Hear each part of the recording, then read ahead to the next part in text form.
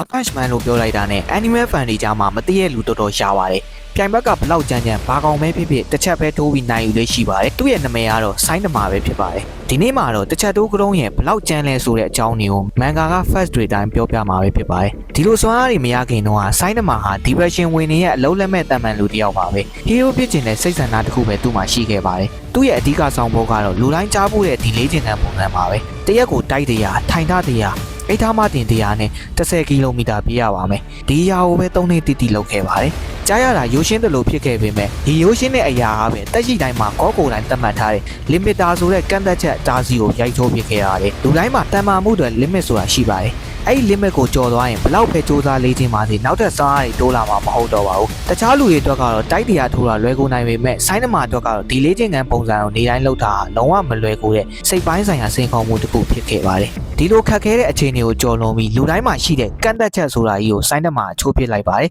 ဒါကြောင့်မလို့ပဲသူကအကန့်အသတ်မဲ့တဲ့စွမ်းအားတွေကိုရရှိသွားခဲ့ပါတယ်ဆိုင်းနမာအတွက်ကတော့ hero ဖွဲ့စည်းရာ escalate hero တွေနဲ့ monster ဖွဲ့စည်းရာအင်အားကြီးဆုံး dragon level threat တွေဟာသမင်းစားရည်တောက်ဆင်ပဲရှိပါတယ် Blast နဲ့ Tatsumaki ကလွဲလို့ escalate hero တွေအားလုံးကိုနိုင်ယူနိုင်ခဲ့တဲ့ platinum span လိုကောင်မျိုးကို AC ပဲနိုင်ပါတယ်ဆိုင်းနမာရဲ့တကယ်ပြိုင်ဘက်ကတော့နောက်ပိုင်းမှာပေါ်လာခဲ့တာပါသူကတော့အခု series မှာ roll တင်ထားတဲ့ Garu ပဲဖြစ်ပါတယ် monster arm မှာ Garu ဟာသူ့ကိုယ်သူ monster Garu ဖြစ်ပြောင်းလဲသွားခဲ့ပါတယ် monster Garu form ကလည်းတော်တော်လေးကိုကြမ်းပါတယ် platinum span လိုအလင်းထက်အစနေရာမြန်တဲ့ကောင်နဲ့တိုက်ခိုက်တဲ့အချိန်မှာတော့ပုံမြန်ပူကျမ်းပါတယ်အကြီးဆုံးတိုက်ပွဲကတော့ Cosmic Garu နဲ့ဆိုင်းနမာပတ်တယ်ပဲဖြစ်ပါတယ် One Punch Man Universe ရဲ့ကောကိုတိုင်းဟာသူ့အစွမ်းအနေနဲ့ Garu ကိုရွေးချယ်ခဲ့ပါတယ်ဘာကြောင့်လဲဆိုရင် limiter မရှိတဲ့ဆိုင်းနမာကိုသူကိုယ်တိုင်တော့ control လုပ်နိုင်စွမ်းမရှိတော့လို့ပါ Cosmic Garu အနေနဲ့ Cosmic စွမ်းရည်အားလုံးကိုသိရှိလာပြီး Blast ရဲ့ Space Manipulation စွမ်းရည်တွေ Nuclear Fission လိုစွမ်းအားတွေကိုတောင် copy ယူပြီးအသုံးပြုနိုင်ခဲ့ပါတယ် Gino ရဲ့အသက်ကိုပါယူလိုက်တဲ့အခါမှာတော့ဒေါသဖြစ်သွားတဲ့ဆိုင်းနမာဟာ serious ဖန်နဲ့ဂါရုကလည်းဆိုင်းနမာမုံနဲ့ထိတိုက်ရင်ဆိုင်ခဲ့ကြပါတယ်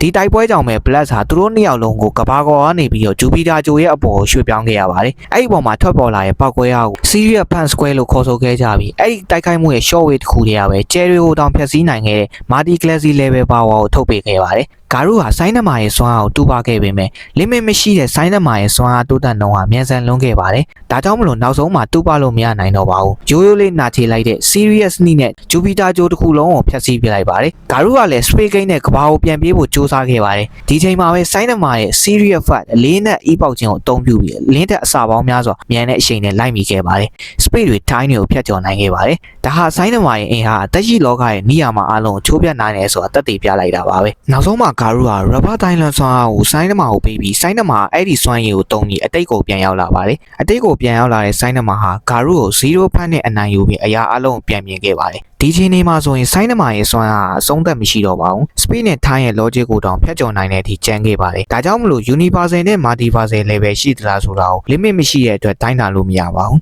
ဒီလောက်ကြမ်းခဲ့တဲ့ဆိုင်းနမာဟာသူ့ရဲ့ limiter ကိုသတ်မှတ်ပေးခဲ့တဲ့ One Punch Man Universe ရဲ့ call ကိုတကယ်ပဲအနိုင်ယူနိုင်မလား call နဲ့ဆိုင်းနမာရဲ့ final battle မှာဘယ်သူကအနိုင်ရမယ်ထင်လဲဆိုတာ comment မှာထင်မြင်ချက်တွေဆွေးနွေးကြည့်လို့ရပါတယ်